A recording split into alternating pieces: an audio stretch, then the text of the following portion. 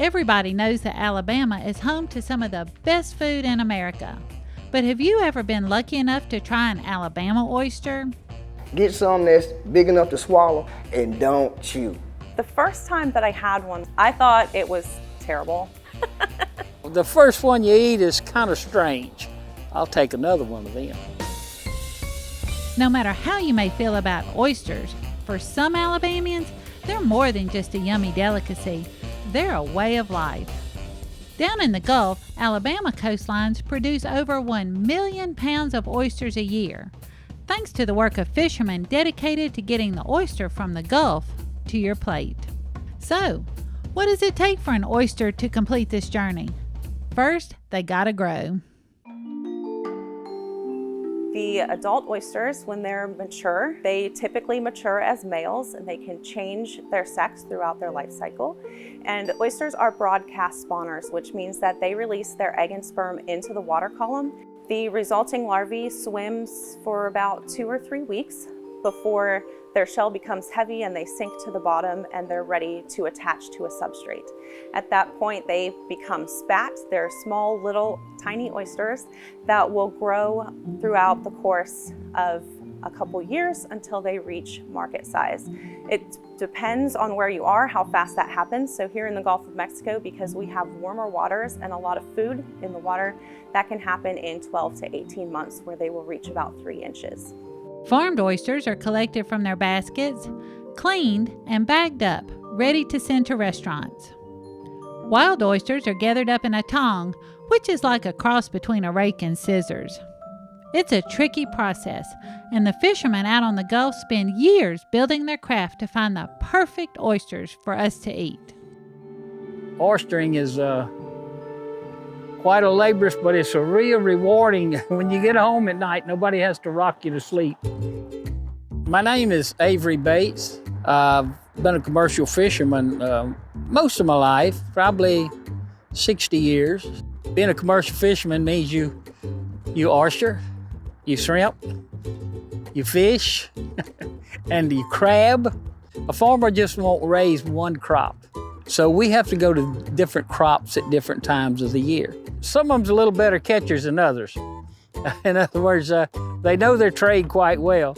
But most of these people are using 14-foot scales or handles, and they're allowed to catch 6 sacks a day. And that makes them a real good day's work. It's a great blessing to see people going and being able to make a living from the sea. We have some of the best tasting oysters, I'd say, in the world right here at our fingertips. And that's what they're trying to send everybody, a taste of Alabama.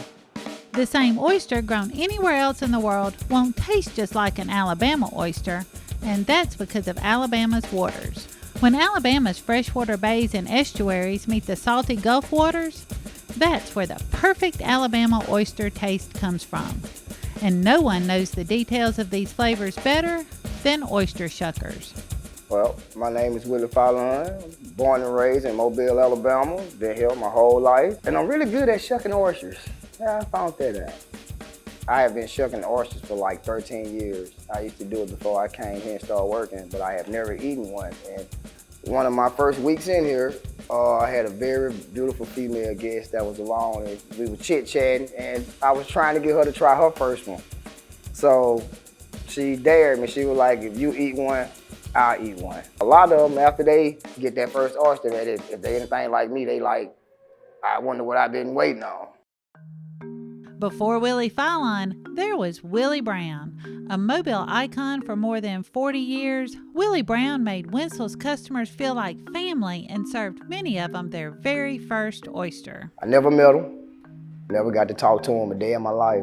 And to see how much he meant to a lot of the people downtown, because I get a lot of his guests, and these men are 75, 80 years old. But they tell me how I remind them so much of him, just by my mannerisms and the way that I, conduct myself when I be up there.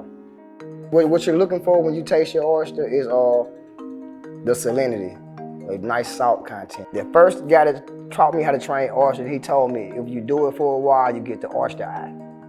And I was like, what? And he was like, it's to where you can grab any oyster I don't care how ugly the shell is or whatever, and you will know exactly where to go in at, and it's only gonna take you about 5 seconds to.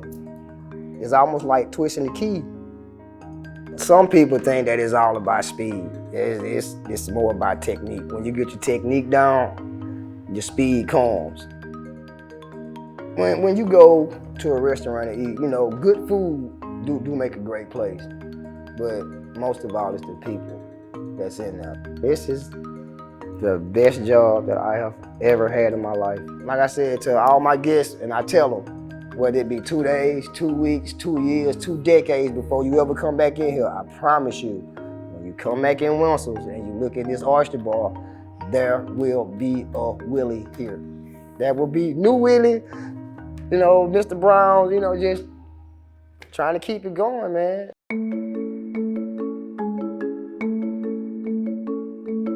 Eating a dozen oysters from a dozen different places will give you 12 unique experiences. So the next time you get a chance to get your hands on an Alabama oyster, you can appreciate all the hard work and dedication that it took to get it to your plate.